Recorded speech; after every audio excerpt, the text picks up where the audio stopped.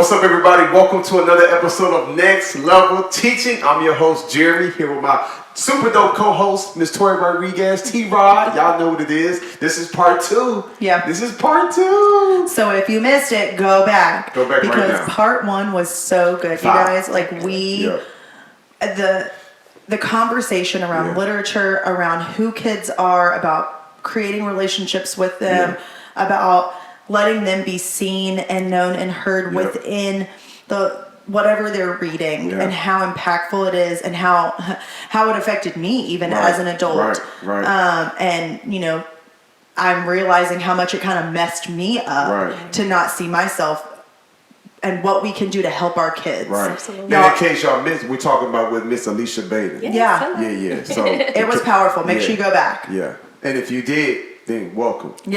If you didn't, pause this, go to the previous episode. Trust me, right? Follow this in order. Be obedient, right? Treat us the same way you want your kids or students to treat you. You know what I'm saying? Follow instructions. Big facts. So Alicia, so Tori did good summarizing what we discussed, and we understand the importance of literacy and the representation there. And we talked about the brain dump, right? And if y'all don't know what we're talking about, it's because you're still disobedient. You didn't go back and listen.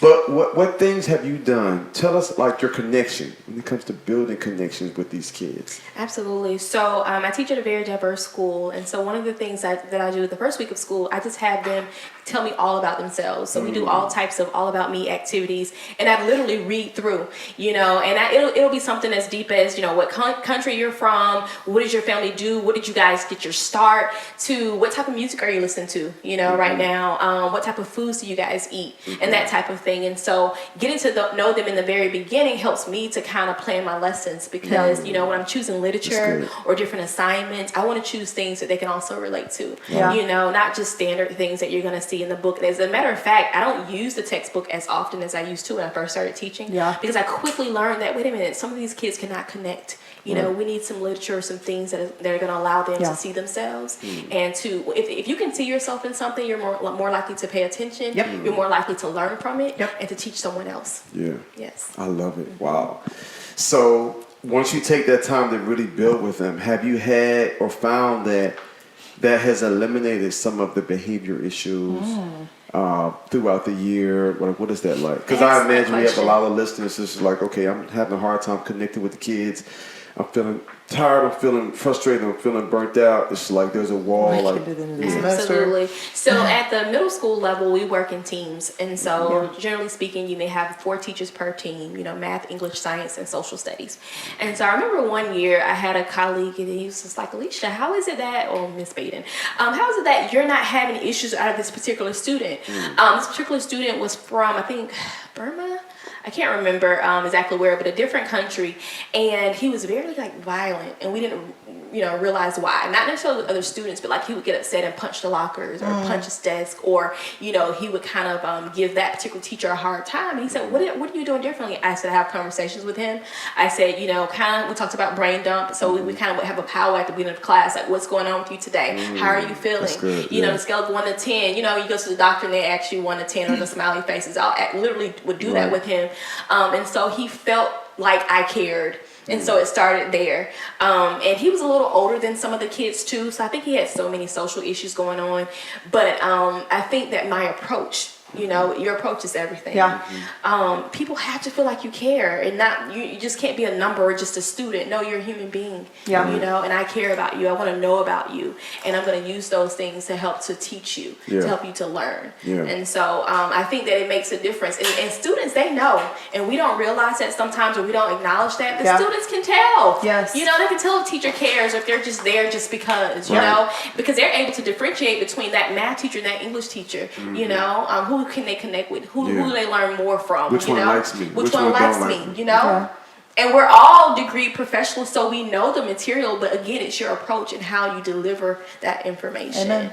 So one word Tori's been saying often is being intentional. Being intentional, being absolutely. intentional about connecting, being intentional about, okay, I'm seeing some issues, I'm seeing some challenges. Let me tap in, let me see what's going on here. Let me go a little deeper. And I like that idea of the brain dump, like that whole first week. y'all are just writing, y'all are just sharing, y'all are just giving us information, telling me more about yourself. And now I know how to connect with you. Now I know who I need to give responsibilities to, who needs a little bit extra attention, you know, who might be standoffish and why, where these different folks are coming from. There are different learning styles to be able to build relationships and connect with them there. Absolutely. Well, and I'm sure that there are teachers that are listening right now that are like, okay, well, you're a language arts teacher, and so you can do all this writing at the beginning because you're pre-assessing essentially by being able to read all of this. But I think we have to remember that even as teachers of other subjects, we still need to be doing these things. You know, there are ways to pre-assess. There was one thing that I saw, honestly, it was on Teachers Pay Teachers, and it was like a beginning of the year getting to know you type thing, but it was like they had to solve a math problem, and it was like whatever answer they got, it was find someone who I like that. has this many siblings. And it was, you know, if the answer to that math problem was 3, then you have to find someone. Yes. Nice. And so there are still ways that we can be pre-assessing the math and also learning about our students, but sometimes we just have to say bump the math for right now, because that will come with time. Absolutely. And we've got to focus. And so I want to encourage those of you that are listening right now. And it's not just something, yes, it needs to be done at the beginning of the school year, but it is something that needs to continue throughout the year, because this is not something that's just a first week of school and then I've learned about my kid and I can move on. Right. No. Right. Because things are still happening in their lives. Absolutely. Think about coming back from winter break. Yeah. Right? Yeah. There's a lot that can happen over those 2+ weeks. Absolutely. In a child's life. Right. Yeah. Right? There's some kids that don't want it to be home. There are some kids that, you know, may not get a warm meal. Absolutely. Over that time. And so to know those things and to learn those things. So as you're coming back from winter break, as you're coming back from Thanksgiving break. Yeah, and that's going to be especially important this coming school year because of the pandemic. And so imagine being out 2 weeks just for the holiday break, going, and a lot of these kids have been out for a year. They've been doing virtual learning, so they have not had those things that you mentioned necessarily. Some have and some haven't. And so this coming school year is going to be particularly important to kind of cultivate those things and try to, you know, give them what they're missing. You know, it's not going to be the end all be all, but we definitely have to do our part as educators for sure. And I think this is the year for us to set aside some of the content, because I know everyone's like, oh, but they're behind. Yes. Behind what? Behind what? Okay? Yeah. And then also, who cares right now? Yeah. Because we proved that test scores don't matter that much. Right? Like we put standardized testing to the side, and I know that, you know, we did the Georgia milestone here, but not everyone took it. Right. It wasn't mandatory. It wasn't mandatory. And it didn't count for anything. Right. So let's keep that energy. It accounted for a whole lot of money. Yes. And billions of dollars. Which makes me Another topic. Right. That's a whole lot of money. It is. And it was a whole bunch of wasted money. Sorry. I digress. But I think that we need to keep that same energy of, we don't necessarily need these test scores right now, and we need to focus on getting our kids back where they need to be socially, emotionally, and you know, just getting the basics back to them, because we are having to sit here and go backwards a little bit. There's a lot of differentiation having to happening in the classroom right now, especially, oh my gosh, math teachers, where it builds. If you have kids that, you know, missed a lot of 6th grade, how can they learn 7th grade math? And so we have to realize that we're still in this grace period, and it's going to happen for a while. This is not just a 1-year thing. Absolutely. And honestly, what's more important? Is the content more important, or is making sure that they make it out alive? Think about all of the, you know, the suicide rate for kids was it's skyrocketed. Yeah. And that's what we need to be focused on. Yeah, and it's funny that you mentioned that because a lot of kids not being in school, they were missing that social piece. And so more of them turned to social media and different media outlets and the game systems. And so and so when you think about cyberbullying and just so many different things that you mentioned, comparison. And so this is going to be a very important year, so this conversation couldn't be more important. Yeah. Man, I'm just wondering how many parents need to hear this. Yeah, like I'm just thinking of like family members and parents I know, who had kids throughout the summer and all their kids, nobody read a book, just video games, and the brain fried. Yes. Yeah. And now they're about to go into school the next year. Wow. I went into GameStop and the manager said, we're out of all game systems. And he said it was just because of the pandemic. The kids were in buying the games and it was just, a sign of the times, and so where do we go from here? That's what I should have bought about 100 games. I still can't find a PS5, but I gotta say though, that's also I know I'm not a parent. I know that, and so I know that changes. Maybe I don't have the right to say this, but at the same time, I'm like, you can still find games that are educational. Yeah. Oh, for sure. Yeah, and then it's just you got to be willing to put your foot down because you also want games that are going to be entertaining so that your kids... I even had to catch myself a few times. Yeah. Because sometimes Jewel would just be off the channel. I'm like, here, take your tablet. Watch kids YouTube. And then I realized, okay, you're not going to watch it all day. Yes, all day. You can watch for a couple of hours, then go read a book, then go ride your bike or something. Different, But sometimes it is just easy to say, here's this device, be preoccupied. Yeah. But I think just like with everything, it's you got to do it in moderation. Yeah, absolutely. But I think, there is a collective effort, even for the parents to make sure that they have certain things in place so that when the kids come back to school, they're sharp, they're on point, they're locked in, they dialed in. But to all the educators out here listening and watching, that's something we can't control. Yep. So what we got to do is we got to be prepared for the worst, which is that these kids are going to come back brain fried, pupils probably dialing, ADHD through the roof because they've just been used to playing video games and attention span really short. So now we've got to step our game up, to be more progressive, to be able to kind of connect with them and keep their attention and help them go to the next level. And I think that's where things, there are resources out there. I think automatically, GimKit. Yeah.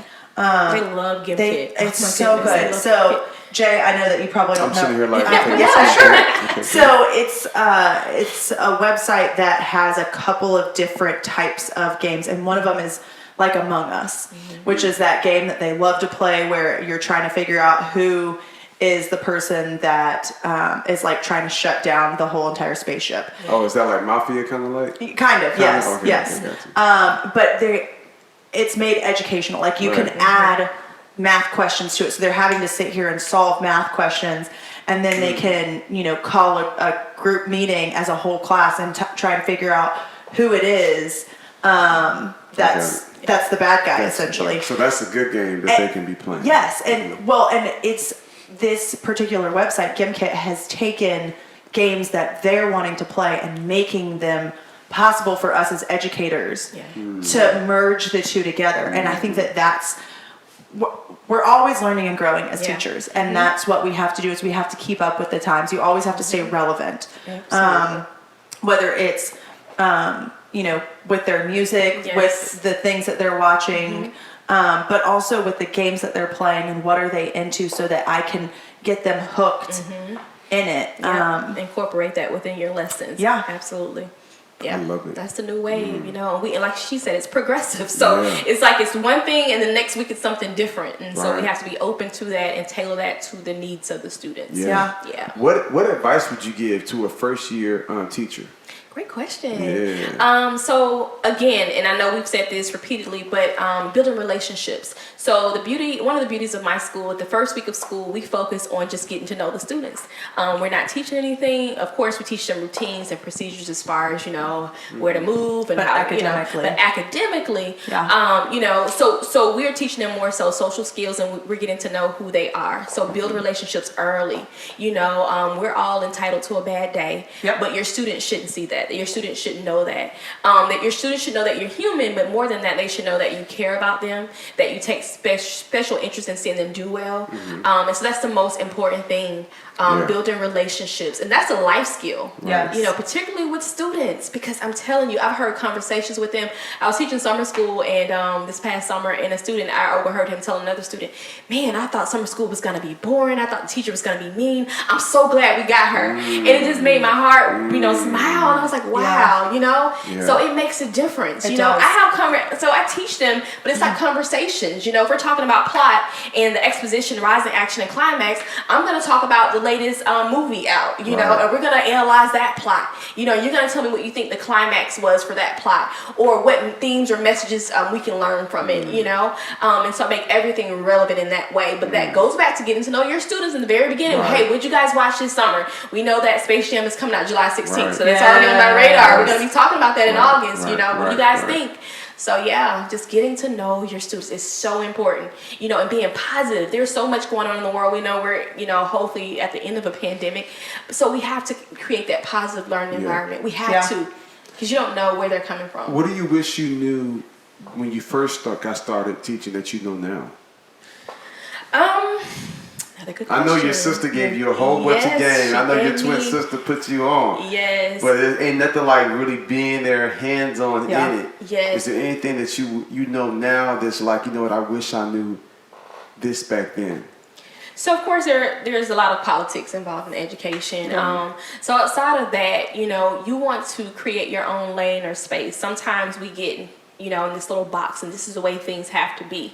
But there is some flexibility when it comes to your teaching style and, the things that, the ways you would like to reach your students. So I would say, had I known then that I have, the power to, I knew that I had the power to shape students' lives, but in a way that I can make it, more relatable to them. Yeah, and fun. And fun. 50 Shades of Grey. We talked about that. And fun. It doesn't have to be so black and white or so rigid. And this is what we're doing. The math teacher standing at the board with the ruler and the glasses on the chalk. Those days are long gone. Right. And we have to realize that. We have to recognize that. And we have to move the new way. We just have to. And so, a lot of times we do things according to how we were taught. Yes. And so like I said, when you think about your teacher when you were in school, a lot of the technologies that they have now, we didn't have back then. And so you have a certain image in your mind. So it's like, this is what I'm going to do with my kids. No, that's not what you're going to do. This is a new generation. Their attention span is very small. You have to catch them early, hook them early, and connect with them, That's good. That's good. Yeah. Okay, I want to ask my favorite question. Jay knows what this one is. Okay. I always ask it. So you said, there's a lot of politics. Yeah. If you could change one thing. Okay. If our current administration came up and they said, if you could change one thing about the education system, what would it be? Great question. So there are a few things I would change. More than a few, okay? They call you in the Oval Office and say, I don't mind you sharing one or two, but I need one. What you going to tell them? And I know this is gonna sound cliche, but it's something that has to be talked about. I would make it more equitable and give more students access. And so sometimes we have this mentality, especially if you're not in education, public education is free. Everybody has the right to it and they can just go to school, no problem, get your education. But working at different schools, from teaching summer school, from going to different professional development classes at different schools, there's definitely a difference depending on what side of town you're on, even what state you're in. And so just the quality of education, I want it to be, hopefully in the future where it's equal, where it's equal in that, students have access to the same resources. Students have access to the same quality teachers. And even as, and I told myself, I remember I was speaking to a colleague and I was like, I want to go to a particular school. And the colleague said, well, you don't want to work there. Those kids, you don't want. I said, no, they need teachers like me. They need teachers like next me. level. The first part of my life, I grew up in that type of neighborhood. So I want to reach back to those students. And so I think that's a very important thing. If we can kind of open that access up to make it truly equal, that will make a difference. I love it. That's heavy. And what you said there about the same quality of teachers.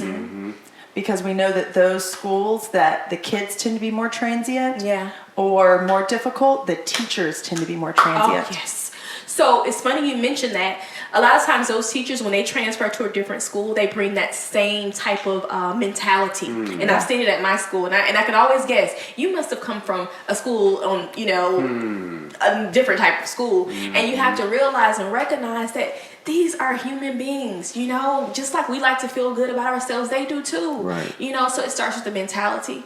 Right. And then, you kind of incorporate that in your interaction with the kids and the way you teach them, and so we just have to do better, and I think we're moving towards that. That's the good thing, it's situations like this to help us to become better informed so that we can make changes. Yeah. Yeah. That's good. Absolutely. That's good. So good. All right, you firing on all cylinders. Yes. Let's see how you do with rapid fire. Okay. Let's see how you do with rapid fire. This has been good.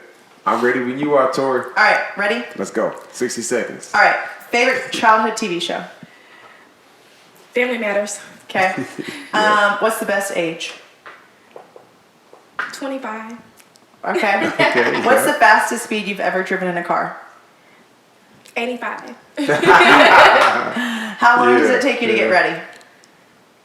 An hour. Ooh, girl. That's on the low end, but yeah. First celebrity crush. First celebrity crush. I can't remember. I'm just gonna say one Trey Songz. I don't know. Oh, good choice, man. What's your ideal temperature outside? Ooh, 80. Yeah. That's toasty. Hot girl. Okay. Hot girl summer. If you were really hungry, would you eat a bug? No, absolutely not. If you're in the wilderness trying to survive by day 3. No, I'm going with the leaves and the all the other shit, the berries. There we go. Last one. What type of milk do you put in your cereal? Almond milk. I know that. Come on, Every time I ask it, everyone the says writing is on the wall, Tori. no, I just don't like it. No, it's good. You try it. It's good. I have. Yep. Vanilla. You just used to that the blood and pulse that's in that vitamin D. Dang, sir, but you eat you a good steak, so don't even try me, It's okay? different. Yeah, it's different though. It's different. Yeah, it's worse. It's different. It's different. Only premium cuts. Yes, I don't know what yes. they put in their milk. Wow. So look, man, Alicia, thank you. Yeah. You're welcome. My pleasure. It's been a pleasure. Yeah, this was Absolutely. good. Yeah, we'll have to definitely bring you back. Yeah. For round 3 and round 4. Yes, Yeah. that was definitely some amazing conversation. Thank you for speaking into literacy and what we need. Yes.